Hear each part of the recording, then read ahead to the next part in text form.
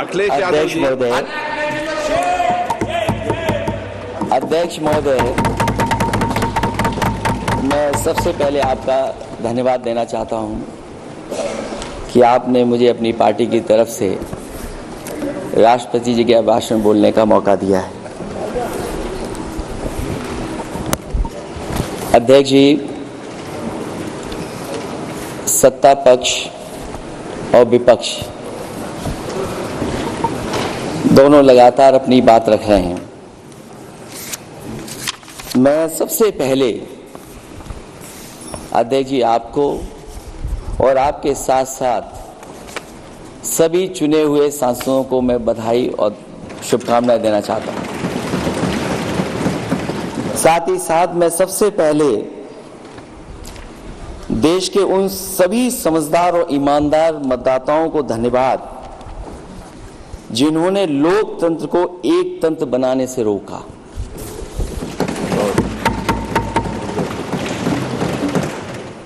चुनाव के समय पर अध्यक्ष जी ऐसा कहा गया कि 400 पार। मैं समझदार जनता को फिर एक बार धन्यवाद दूंगा और मैं कुछ कहना चाहता हूं कि आवाम ने तोड़ दिया हुकूमत का गुरूर, दरबार तो लगा है पड़ा गमगीन में बेनूर है पर। अध्यक्ष महोदय, दरबार तो लगा है पर बड़ा गमगीन बेनूर है। और पहली बार ऐसा लग रहा है हारी हुई सरकार विराजमान है।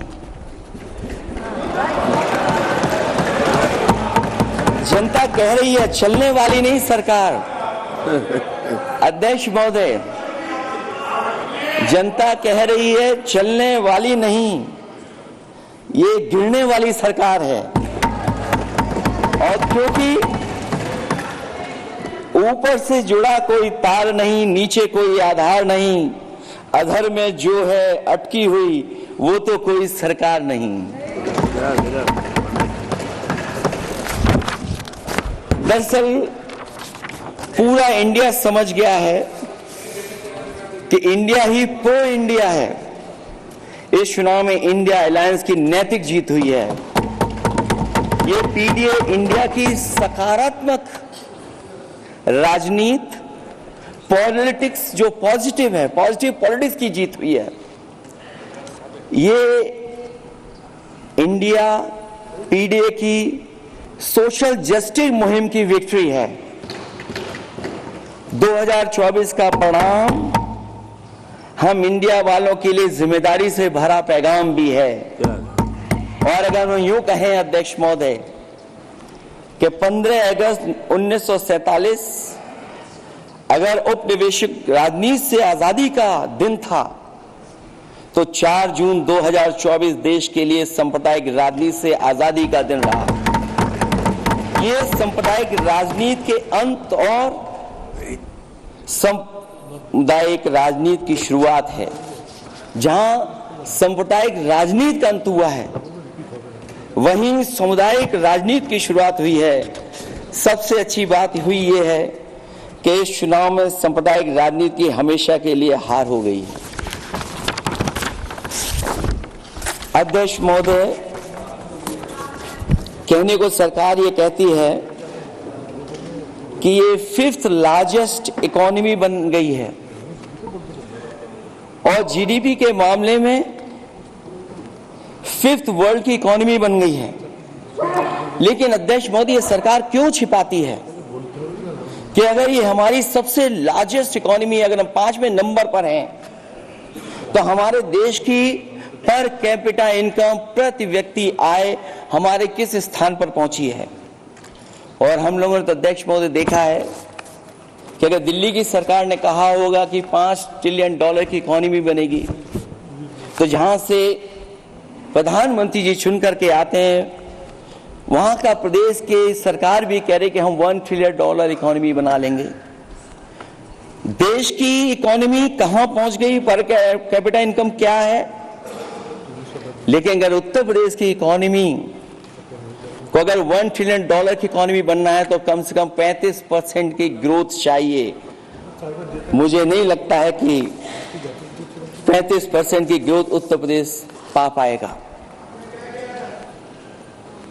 हम हंगर इंडेक्स में कहां खड़े हैं, नीचे से कहां हैं। जो 5th लार्जेस्ट इकोनॉमी की बात कर रहे हैं वो इनइक्वालिटी के पैरामीटर पे कहां खड़े हैं, वो हैप्पीनेस इंडेक्स में कहां खड़े हैं। और जो लोग चुनाव को अपने तरीके से मोड़ते हैं, मैं उन्हें कहना चाहता हूं कि अध्यक्ष महोदय, इस चुनाव के परिणाम ने तोड़ने वाली राजनीति को तोड़ दिया है और जोड़ने वाली राजनीति की जीत हुई है। इस चुनाव में धन छल बल की नकारात्मक राजनीति की शिकस्त हुई है। ये चुनाव जो देश का हुआ, ये सकारात्मक राजनीति का नया दौर शुरू हुआ है। इस बार प्रो कॉन्स्टिट्यूशन वालों की जीत हुई है। हम मानते हैं संविधान ही संजीवनी है, उसी की जीत हुई है। ये संविधान मंथन में संविधान रक्षकों की जीत हुई है। अब ऊपर से नीचे की राजनीति का अंत हो गया है। अब नीचे से जो समाज की जो आवाज उठेगी वही राजनीति का आधार बनेगी। मैं कहना चाहता हूं कि देश किसी की व्यक्तिगत महत्वाकांक्षा से नहीं, जन आकांक्षा से चलेगा। मतलब अब मनमर्जी नहीं, जनमर्जी चलेगी। इस चुनाव का बड़ा पैगाम यही है।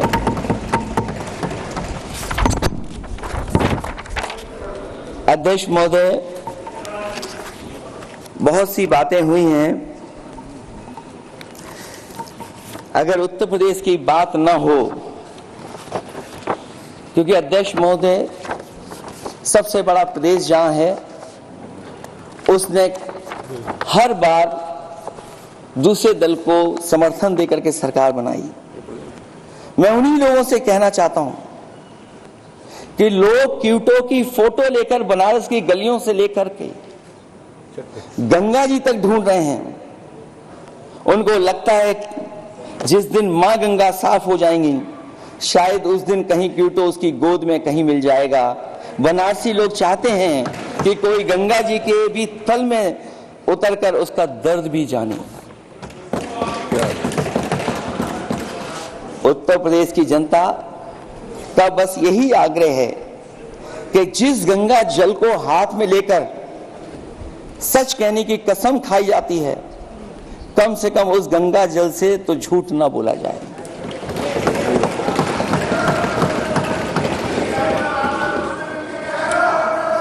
जहां विकास के नाम पर खरबों रुपए की लूट का राज खोलते भ्रष्टाचार के गड्ढे प्रदेश का नाम खराब कर रहे हैं, वहीं पहली बारिश में ही टपकती हुई छत और गिर चुकी स्टेशन की दीवार बेईमानी की निशानी बन गई है।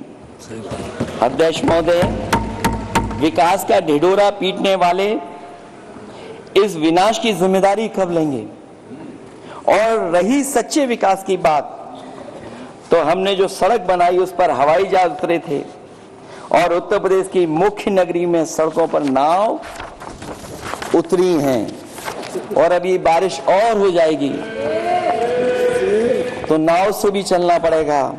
यही स्मार्ट सिटी के जुमले का भी हाल है।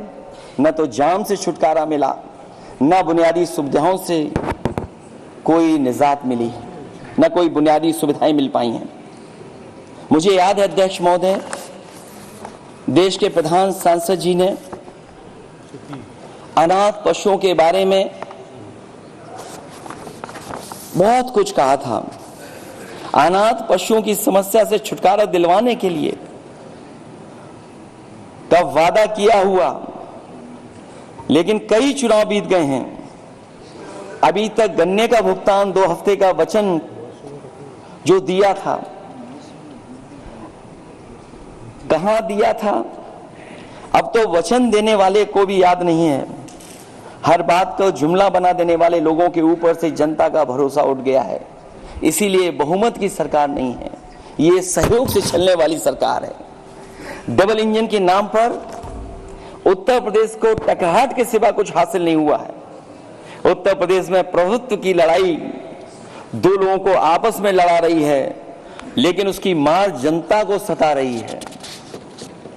पिछले 10 सालों की उपलब्धि बस इतनी रही कि एक शिक्षा परीक्षा माफिया का जन्म हुआ।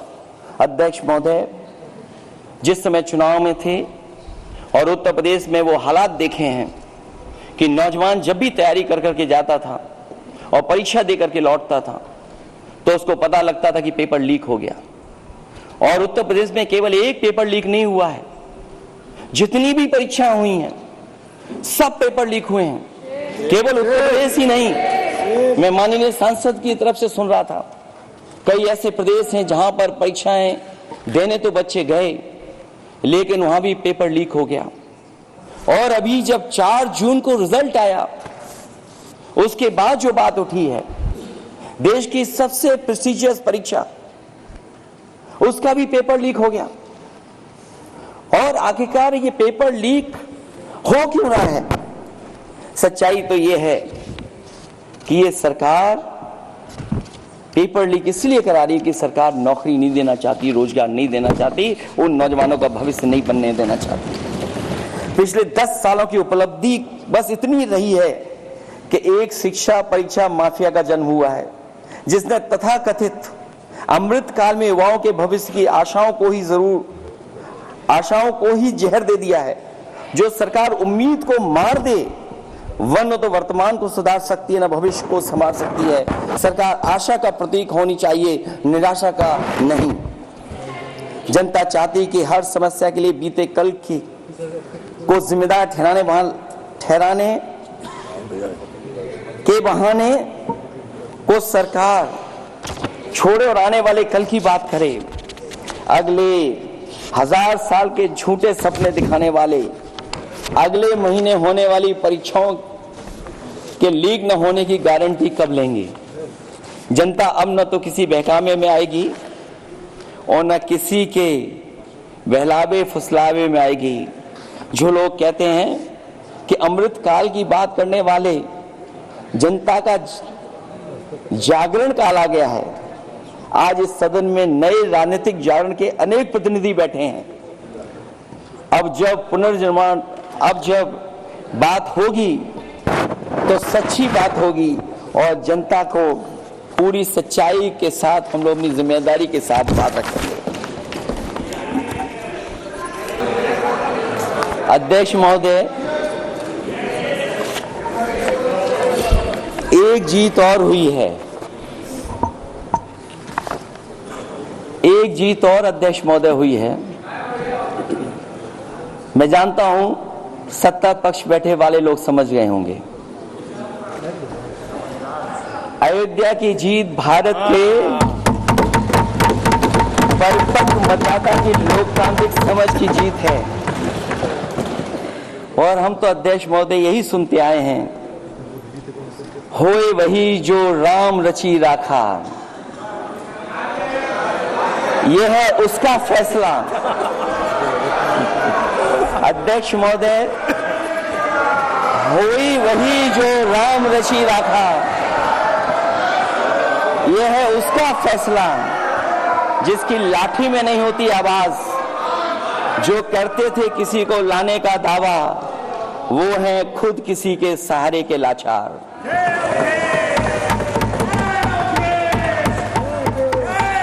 अध्यक्ष महोदय, मैं फिर कह देना चाहता हूं, होई वही जो राम रची राखा, यह है उसका फैसला जिसकी लाठी में नहीं होती आवाज। जो करते थे किसी को लाने का दावा, वो है खुद किसी के सहारे के लाचार। हम अयोध्या से लाए हैं उनके प्रेम का पैगाम, हम अयोध्या से लाए हैं उनके प्रेम का पैगाम, जो सच्चे मन से करते हैं सबका कल्याण। सदियों में जन जन गाता है जिनके गान, अभय दान देती जिनकी मंद मंद मुस्कान, मानवता के लिए उठता जिनका तीर कमान। अध्यक्ष महोदय, जो असत्य पर सत्य की जीत का है नाम, उफनती नदी पर जो बांधे मर्यादा के बांध, वो है अवध के राजा पुरुषोत्तम प्रभु राम। हम अयोध्या से लाए हैं उनके प्रेम का पैगाम।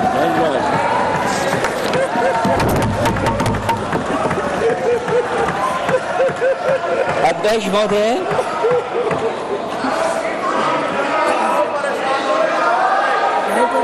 महोदय, कुछ बातें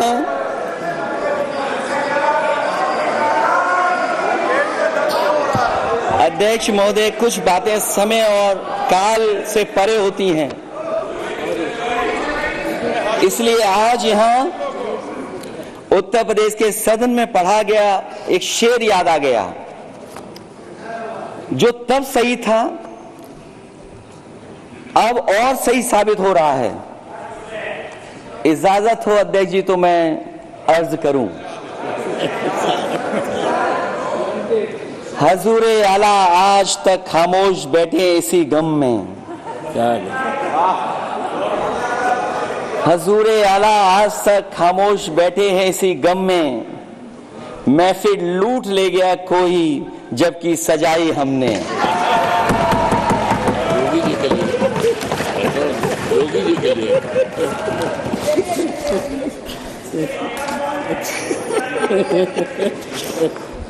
अध्यक्ष महोदय,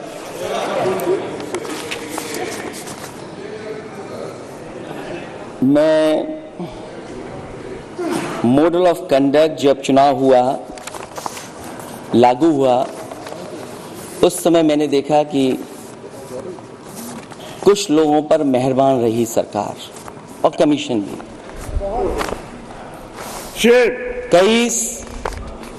मैं बहुत डिटेल में नहीं जाना चाहता हूं अध्यक्ष महोदय, लेकिन कहीं ना कहीं प्रश्न उस संस्था पे भी लगा है, और अगर उस संस्था पर प्रश्न लगा है तो लगाने वाली सरकार की वजह से लगा है। इसलिए अगर निष्पक्ष होगी वो संस्था तो न केवल हमारा लोकतंत्र स्वस्थ होगा, बल्कि हमारे लोकतंत्र और मजबूत दुनिया में दिखाई देगा। अध्यक्ष महोदय, ईवीएम पे मुझे कल भी भरोसा नहीं था, आज भी नहीं भरोसा। मैं 80 की 80 सीट जीत जाऊं तब भी नहीं भरोसा। और मैंने अपने चुनाव में कहा था अध्यक्ष महोदय, ईवीएम से जीत करके ईवीएम हटाने का काम करेंगे। न ईवीएम का मुद्दा मरा है न जाएगा खत्म। जब तक ईवीएम नहीं हटेगी हम समाजवादी लोग उस बात पर अड़ग रहेंगे। उत्तर प्रदेश अध्यक्ष महोदय वो प्रदेश है जिसने सरकार बीजेपी की बनवाई, एक बार नहीं 2 बार बनवाई, और उसी उत्तर प्रदेश के साथ कितना बड़ा भेदभाव, उत्तर प्रदेश के साथ बड़ा भेदभाव। मुझे याद है वो दिन जब प्रधानमंत्री जी एयरफोर्स के सबसे भारी वाहन हवाई जहाज से उतरे थे सड़क पर। वो अलग बात है कि उस प्रदेश के मुख्यमंत्री उनके साथ नहीं बैठ पाए थे, लेकिन वो एक्सप्रेस वे जो बना था और आज भी जो उत्तर प्रदेश में बन रहे हैं वो उत्तर प्रदेश के बजट से बन रहे हैं। लेकिन दिल्ली की तरफ से कोई एक्सप्रेस वे अभी नहीं दिया गया है। न केवल इंफ्रास्ट्रक्चर में भेदभाव हुआ है, बल्कि हमें याद है कि प्रधानमंत्री जी ने बड़े पैमाने पे गांव गोद लिए थे। और सोचिए, अगर देश के प्रधान सांसद अगर किसी गांव को गोद ले लें और उस गांव की तस्वीर न बदले तो शायद मैं नहीं समझता हूं कि किसी गांव की तस्वीर 10 साल में बदली होगी। मुझे वो गांव जिसको उन्होंने गोद लिया, जो प्रधानमंत्री जी की आदर्श योजना थी उसके तहत जो गोद लिया गया था गांव, वो 5 वर्ष पहले खूब शोर हुआ था कि बनारस शहर की तरह डोमरी में चमचमाने लगे गया एक गांव। हकीकत में कुछ नहीं हुआ। उसकी दुर्दशा वैसी की वैसी है, जैसे था गांव वैसे ही का वैसा है। टूटी सड़कें, कच्ची पगडंडियां, उखड़े और टूटे हुए ईंट के खंजे, बदहाल हैंडपंप, पावरलूम और पंखे के जाली के कारखाने को आखिर कब तक रफ्तार मिलेगी जो उस गांव में काम होता था, लोग करते थे। खाली पड़े रसोई गैस के सिलेंडर, अंधाधुंध बिजली कटौती के बीच इस गांव के लोगों को हर सुबह मजदूरी की कभी ना खत्म होने वाली तलाश आखिर कब पूरी होगी। तो सोचिए, एक गांव की तस्वीर ये है, जो गांव कभी गोद लिया गया था उस गांव की भी तस्वीर नहीं सुधर पाई है। जो भाजपा के स्मार्ट सिटी के झूठे सपने में गांव के लिए कोई जगह नहीं है। अपने गांव गोद लेने की जो बात कही थी, क्या वो भी जुमला था अध्यक्ष जी? पता नहीं जिस गांव को गोद लिया था उसका नाम भी किसी को याद है कि नहीं। मैं नाम पूछ करके किसी को शर्मिंदा नहीं करूंगा, क्योंकि अगर नाम याद है तो ये तो और भी बुरी बात है कि अपने नाम याद रखने के बावजूद भी कुछ नहीं किया। जिसे गोद लिया जाता है उसे अनाथ बनाकर छोड़ देना अच्छी बात नहीं है। और अगर तस्वीर अध्यक्ष महोदय बदली हो 10 साल में उन तमाम गोद लिए हुए गांवों की, तो मैं सत्ता पक्ष के लोगों से कहूंगा जरूर इस सदन में बात रखें, जरूर बताएं आप। जो बात कभी अध्यक्ष महोदय कास्ट सेंसस की उठी थी, हम उस कास्ट सेंसस के पक्ष में हैं कि बिना कास्ट सेंसस के सामाजिक न्याय संभव नहीं है। सबको हक दिला पाना मुश्किल है। अध्यक्ष महोदय, राष्ट्रपति जी के भाषण में अग्निवीर को लेकर के जो चिंता विपक्ष की थी और देश के नौजवानों की थी, वो चिंता वैसी की वैसी बनी है। अध्यक्ष महोदय, मैं ये कहना चाहता हूं, मैं खुद मिलिट्री स्कूल से पढ़ा हूं, मेरे साथ के बहुत बड़े पैमाने पे लोग फौज में, मैंने समय समय पे जो मेरे साथ पढ़े जो सीनियर थे उनसे भी जानकारी हासिल की है। बड़े बड़े अफसर से मैंने पूछा है, वो शायद आपको न बता पाए, लेकिन दबी जुबान में उन्होंने कहा है कि देश की सुरक्षा के साथ अग्निवीर जैसी व्यवस्था लागू करने से समझौता हो रहा है। अध्यक्ष महोदय, किसी भी देश की सबसे बड़ी प्राथमिकता अगर कोई है तो वो देश की सीमाओं की सुरक्षा है। अग्निवीर जैसी व्यवस्था से कभी संभव नहीं है। अध्यक्ष महोदय, हम अग्निवीर व्यवस्था को कभी स्वीकार नहीं कर सकते हैं। आज नहीं कल, कल नहीं बाद में, जब कभी भी सत्ता में इंडिया गठबंधन आएगा, अग्निवीर व्यवस्था हमेशा हमेशा के लिए खत्म हो जाएगी। अध्यक्ष महोदय, जिन्होंने कहा कि हम आय किसानों की दोगुनी कर देंगे, आज किसान पूरा देश का देख रहा है कि उसकी आय कहां दोगुनी हो गई। और जिस तरह महंगाई बढ़ी है, सरकार बताए कि महंगाई इस बढ़े पे उसकी आय कितनी होनी चाहिए। और जो इंफ्रास्ट्रक्चर की बड़ी बड़ी बातें की गई थी कि एमएसपी लागू करने के लिए एग्रीकल्चर सेक्टर का इंफ्रास्ट्रक्चर तैयार होगा, लेकिन जहां तक मैंने उत्तर प्रदेश में देखा है, अगर इस सरकार में एक भी नई मंडी बनी हो तो मुझे सरकार बता दे। अध्यक्ष महोदय, जो इंफ्रास्ट्रक्चर एग्रीकल्चर सेक्टर में बनाने की बड़ी बात कही थी, अगर सरकार की तरफ से एक भी मंडी 10 साल में बनी हो तो जरूर सरकार बताए। जो सरकार मंडी नहीं बना सकती है उस पर एमएसपी का भरोसा कैसे कर सकते हैं? जिन्होंने एमएसपी का भरोसा दिलाया था। हम अध्यक्ष महोदय आपके माध्यम से यही कहेंगे कि जो राष्ट्रपति के भाषण में लीगल गारंटी एमएसपी को मिलनी चाहिए थी, वो क्रॉप्स को नहीं मिली है। न केवल फसलों को मिले बल्कि हॉर्टिकल्चर क्रॉप्स को भी एमएसपी देने का फैसला हो, जिससे कि हमारा किसान खुशहाल हो सके। साथ ही साथ ओपीएस की बात अभिभाषण में नहीं आई है। ओल्ड पेंशन स्कीम लागू हो, जिससे हमारे तमाम सरकारी कर्मचारियों का भविष्य बन सके। और देश की एक बड़ी आबादी, जहां से मैं चुन करके आता हूं, उत्तर प्रदेश, जहां बुनकर, न केवल उत्तर प्रदेश बल्कि देश के कोने कोने में बुनकर समाज के लोग बड़े पैमाने पर रह रहे हैं, लेकिन बुनकरों को जो सुविधाएं मिलनी चाहिए वो भी इस सरकार में नहीं मिल पा रही हैं। जो प्रदेश सरकारों ने कभी बुनकरों के लिए योजनाएं चलाई थी वो भी अध्यक्ष महोदय बंद कर दी हैं। मैं अंत में इतना ही कहना चाहूंगा कि इस सरकार ने नौजवानों को नौकरी नहीं दी है। नौकरी और रोजगार उनसे छीने हैं, बहुत नौकरी छीनी है। इसलिए मैं कहना चाहता हूं अध्यक्ष जी, इसलिए मैं कहूंगा कि आपके राज में न नौकरी की उम्मीद है न रोजगार, क्योंकि आपने छोटे कारोबारी तक को इतना छोटा बना दिया है कि न तो वो अपना पेट भर सकता है न किसी को नौकरी पर रख सकता है। जो कुछ पद निकलते भी हैं तो उन पर लेटरल एंट्री के नाम से पिछले दरवाजे से कुछ खास संगी साथियों को रख लिया जाता है। आरक्षण का हक नॉट फाउंड सुटेबल के नाम पर हड़पा जा रहा है। और अध्यक्ष महोदय, आरक्षण के साथ इतनी खिलवाड़ किसी सरकार ने नहीं की होगी जितनी खिलवाड़ इस सरकार ने की है। जहां सरकारी नौकरियां नहीं दी जा रही हैं, और सरकारी नौकरियां इसलिए नहीं दी जा रही हैं क्योंकि उन्हें आरक्षण देना पड़ेगा। जिस प्रदेश से मैं आता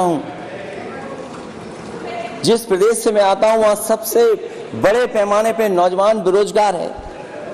और पिछले 10 साल में जो पेपर उन्होंने लीक कराए हैं वो इसीलिए कराए क्योंकि नौकरी ना देनी पड़े, और अगर नौकरी देनी पड़ेगी तो उन्हें आरक्षण भी देना पड़ेगा। ये जानबूझ करके सरकार नौकरी और आरक्षण के साथ खिलवाड़ कर रही है।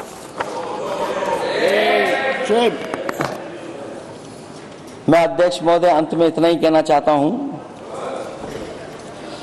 आशा है ये सरकार तब तक चलेगी तब तक उसके केंद्र में इस देश का हर एक गरीब, शोषित, वंचित, पीड़ित, पिछड़ा, दलित, अल्पसंख्यक, आदिवासी, महिला, युवा, छोटा कारोबारी, ईमानदार, नौकरी पेशा, आम आदमी और कर्मचारी, अधिकारी, मजदूर और किसान होगा, ना कि धनवान होगा। और शासन के आधार पर संविधान होगा। वह जुमलों की जगह सच में महंगाई, बेरोजगारी, भ्रष्टाचार, गरीबी, भुखमरी, सांप्रदायिक हिंसा, दलित व महिला उत्पीड़न, सामाजिक अन्याय जैसे मूलभूत मुद्दों का समाधान होगा। और भोजन, बिजली, पानी, दवाई, पढ़ाई जैसी बुनियादी जरूरतों के लिए कागजी योजनाओं की जगह सच में इंतजाम होगा।